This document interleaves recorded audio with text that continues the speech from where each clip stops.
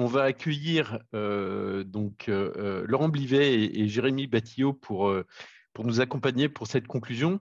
Je vous présente tous les deux. D'abord, Laurent, toi, tu es chasseur de tête chez Spencer Stuart.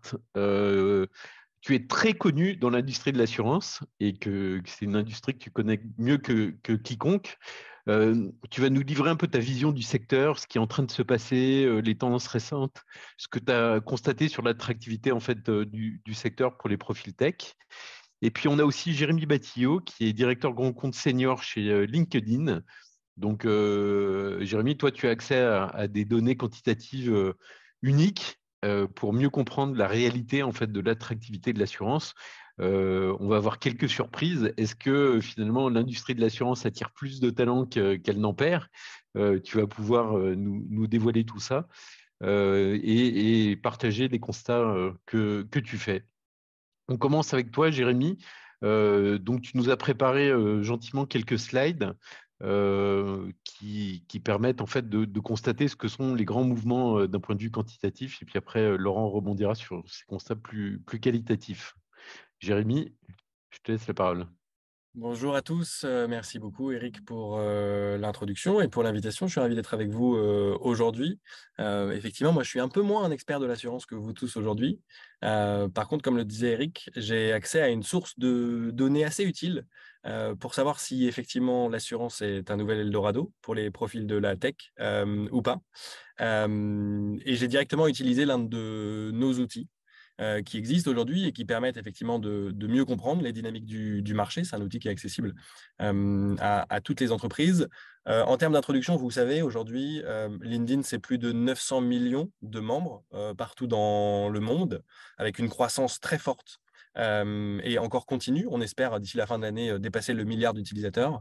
Et en France, c'est environ 26 millions de professionnels sur une population active d'un peu plus de 30-31 millions de personnes. Ce qui veut dire qu'on a aujourd'hui une assez forte représentativité de l'ensemble du monde professionnel aujourd'hui. Et ce que je voulais faire, et ce que je vais vous partager aujourd'hui, c'est vraiment l'analyse du secteur de l'assurance, d'une part, et du secteur et de la tech dans l'assurance ensuite. Très rapidement, l'outil dont je parle, c'est un outil qui permet d'accéder à la donnée de LinkedIn en temps réel, en extrayant différents types de rapports, que ce soit des rapports sur des viviers de talents qui vont nous intéresser. J'ai envie de savoir comment se porte le vivier des data scientists en Europe dans le secteur de l'assurance. Je vais pouvoir extraire un rapport. Deuxième type de rapport, je vais pouvoir me renseigner sur mes compétiteurs, les entreprises qui font référence dans l'industrie et savoir quelles sont les informations agrégées à un niveau macro sur leurs talents. Et ensuite, pour chaque entreprise, quelles sont les données dont dispose LinkedIn sur ma propre entreprise. Et en croisant, en utilisant l'ensemble de ces données-là, on peut arriver à un certain nombre de conclusions hyper intéressantes, dont certaines que je vais vous partager aujourd'hui. Typiquement, ce que j'ai commencé à faire, c'est d'analyser le marché des talents dans l'assurance en Europe et en France. On identifie aujourd'hui plus de 1 500 000 talents qui travaillent dans le secteur de l'assurance en Europe, dont 300 000 en France.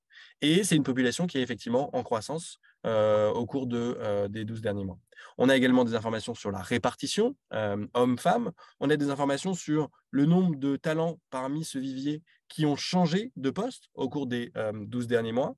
On a des informations sur le nombre d'offres d'emploi qui sont disponibles aujourd'hui, qui sont ouvertes sur LinkedIn directement. Et on voit que l'assurance est un secteur qui recrute de façon importante.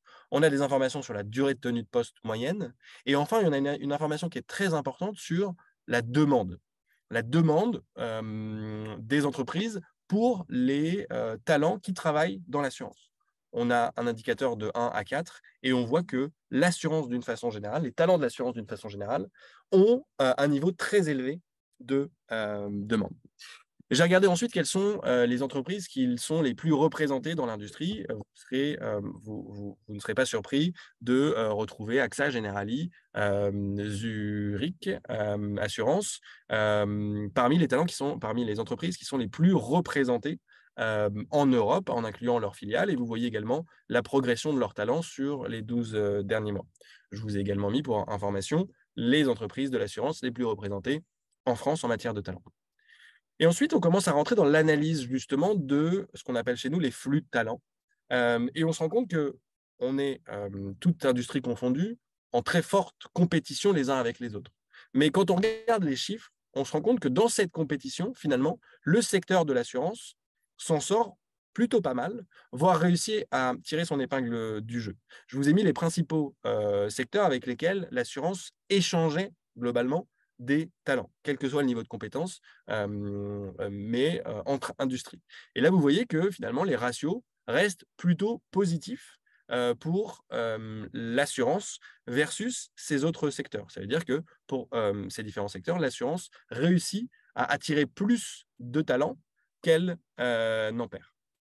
Et donc, pour aller plus loin et pour parler du sujet qui vous intéresse aujourd'hui, j'ai fait la même analyse sur les profils tech en particulier.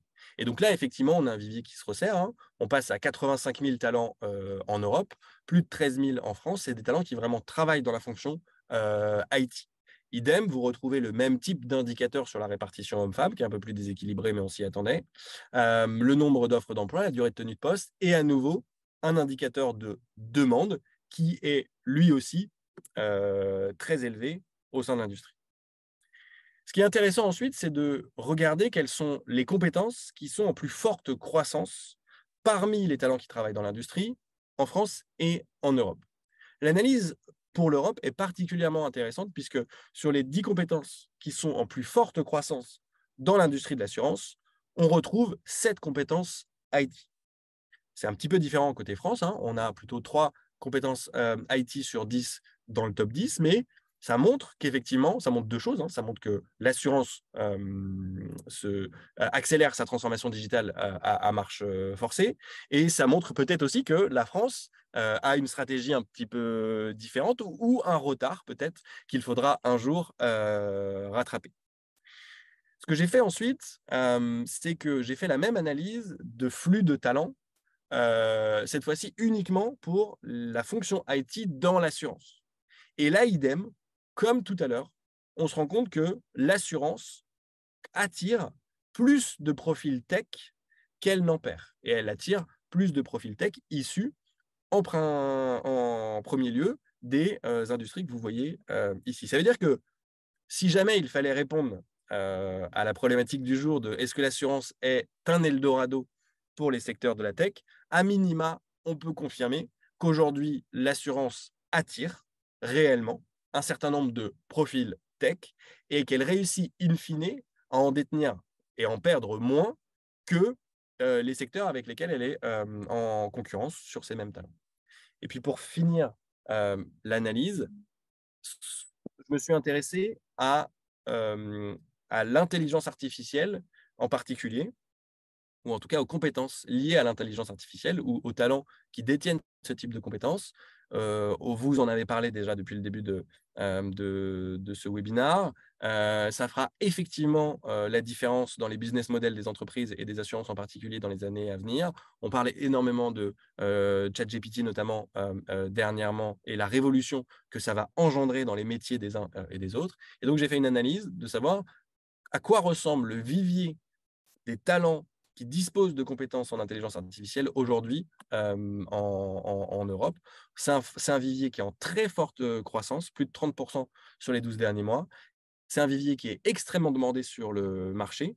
Je vous ai mis la représentation hommes-femmes et aussi et surtout les métiers qui sont en plus forte croissance au cours des 12 derniers mois de talents et d'intitulés de poste qui détiennent effectivement cette compétence en IA. Et pour finir, je me suis aussi intéressé à d'où est-ce que venaient ces talents qui détiennent des compétences en IA et qui viennent travailler dans le monde de l'assurance.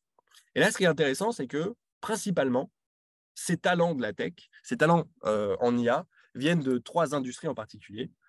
Effectivement, la tech elle-même, l'assurance elle-même, ça veut dire qu'il y a aussi une assez forte concurrence entre acteurs de l'assurance pour s'échanger ou effectivement attirer des profils qui disposent de ces compétences. Et enfin, beaucoup de talents qui viennent du monde du conseil. Voilà en résumé l'analyse rapide que j'ai faite sur le vivier, les talents de l'assurance en France et en Europe. Génial. Merci beaucoup, Jérémy. C'est hyper complet et c'est génial d'avoir des données concrètes pour pouvoir évoquer le sujet. Donc, merci d'avoir partagé ça. Quant à toi, Laurent, d'une manière peut-être plus qualitative, c'est ton métier au quotidien que d'aller chasser les talents. Quels sont les grands constats que tu peux partager avec nous? Bah, écoute, je vais pas redire ce qui a été dit, à mon avis, fort justement, sous plein d'angles dans la dernière heure et demie. Peut-être quelques faits qui, moi, m'ont marqué. Ça fait 12 ans que je fais ce métier avec un gros focus dans l'assurance. Premier constat, on partait de loin quand même. Quand j'ai commencé, il y a peu d'innovation de produits, des canaux de distribution qui sont assez conservateurs, et puis une culture tant que ça marche, on ne change rien. Ça a beaucoup bougé dans les 10-15 dernières années avec des nouveaux acteurs, avec des changements réglementaires, avec des attentes consommateurs qui ont évolué. Et du coup, je suis droit dans mes bottes, pas parce que je pontifie devant un cénacle d'assureurs, mais pour dire qu'il y a une vraie dynamique d'innovation dans le secteur de l'assurance en ce moment, que ce soit d'ailleurs au niveau de la distribution des relations clients, au niveau des services aux clients, l'indemnisation, des choses qu'on voit un peu moins, ou au cœur même du business sur l'actuariat, le marketing, la tarification. Et ça, c'est porté par des assureurs, des courtiers, et puis toute la chaîne de valeur qui foisonne autour d'eux. Et du coup, oui, il y a clairement une énorme demande de profil tech dans l'assurance au niveau expert et aussi au niveau qui a été mentionné tout à l'heure de managers ou de cadres dirigeants qui ont cette expérience de piloter des projets tech, de comprendre les attentes de ces populations. Et ça, c'est en très forte demande. Alors, Si tu me permets juste de rebondir là-dessus, parce qu'on a une question qui nous a été posée. Quelqu'un qui nous dit un CEO d'InsurTech a récemment confié avoir fait passer 38 entretiens avant de trouver son CTO. Ce chiffre t'étonne-t-il? Est-ce qu'il te paraît élevé par rapport à ce que tu vis au quotidien? Est-ce que tu peux illustrer la tension avec des exemples concrets? ouais, alors après 38 entretiens, il est particulièrement diligent mais oui, c'est-à-dire que en fait, les profils un peu seniors sont super rares et super courtisés et il y a un certain nombre d'acteurs qui se différencient par leur plateforme technologique. Donc, avoir le bon CTO, c'est un accélérateur de création de valeur qui est fondamental. Après, donc tous les acteurs de la chaîne de valeur s'y emploient, construire la bonne proposition de valeur pour attirer ces gens-là.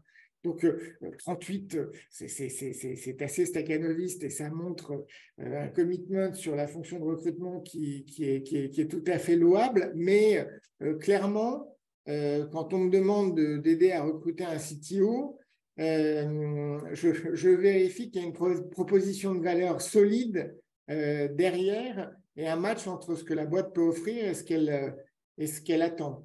Et la proposition de valeur, de façon plus générale dans l'assurance, moi je dirais qu'elle s'articule autour des changements dans les conditions de travail qui ont été faites. Beaucoup d'acteurs, alors des startups, je dirais c'est un peu natif, mais les acteurs traditionnels ont fait quand même beaucoup de choses pour transformer les conditions de travail dans l'ensemble de leur environnement et dans la partie tech plus spécifiquement.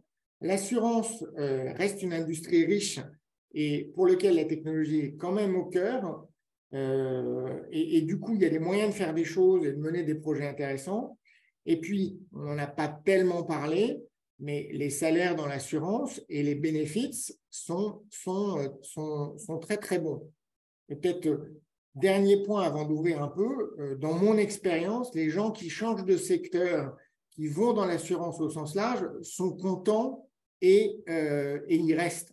Donc, ça, c'est un message vécu et important. Alors, pour ouvrir, je pense qu'il y a quand même deux problématiques. Une problématique qui est externe, qui était mentionnée par un des participants, qui est comment faire savoir tout ça à l'extérieur du monde de l'assurance, parce qu'il reste quand même une réticence et une problématique d'image qui me paraît encore devoir être abordée. Ça, c'est le point externe. Et puis, le point interne, c'est bien d'attirer tous ces talents tech et d'avoir, je dirais, un rythme qui leur convient. Tout le challenge d'un point de vue managérial, c'est de concilier cette culture-là avec la culture plus legacy, qui est liée aussi au rythme réglementaire, au circuit de validation des produits. On joue quand même avec l'argent des gens et des risques qui sont absolument fondamentaux. Un régulateur qui est prudent. Et du coup, comment gérer cette coexistence-là, c'est un challenge aussi managérial extrêmement important que je voulais vous livrer. Voilà. Merci beaucoup à tous les deux.